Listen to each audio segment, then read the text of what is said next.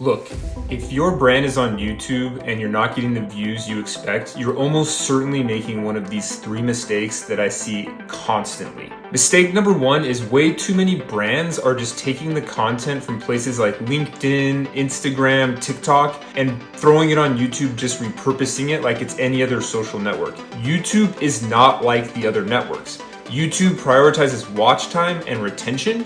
And if you're putting great content on there that's not keeping people engaged and retained, it won't do well and the algorithm won't keep feeding it to your audience or try to find a new audience. That brings me to my second point. You need to be watching your watch time and retention. You have so much more data in your fingertips on YouTube than you might on like TV or other platforms. And the two most important things, watch time and retention.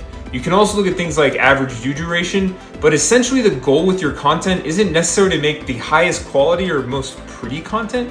It's to make content that engages your audience. So cut the fluff, get to the point, and really keep them engaged the whole time.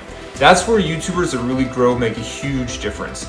They're really great at getting you in with some type of open loop like a challenge or raising your curiosity and then immediately delivering on that open loop and keeping you interested until you get all the way to the end to resolve kind of that curiosity. So as a brand, focus less on whether it looks amazing and more on whether people will keep watching it and stay retained.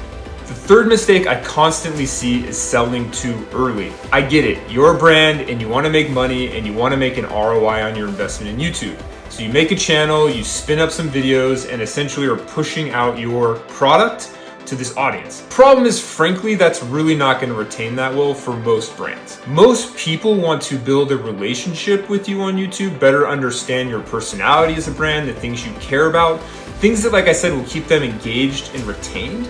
And once you kind of build some of that brand loyalty, you can start to sell to them in creative ways, in ways that feel more authentic. But if out of the gate, you're basically just treating YouTube like a place to put ads, you're not going to do well. You might be able to push those to paid ads and drive some engagement.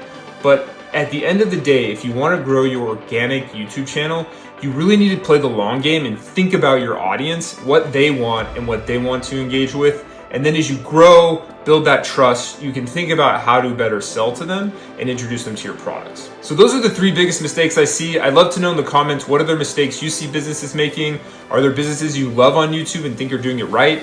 Any businesses you think we should give some pointer tos? I'd love to know.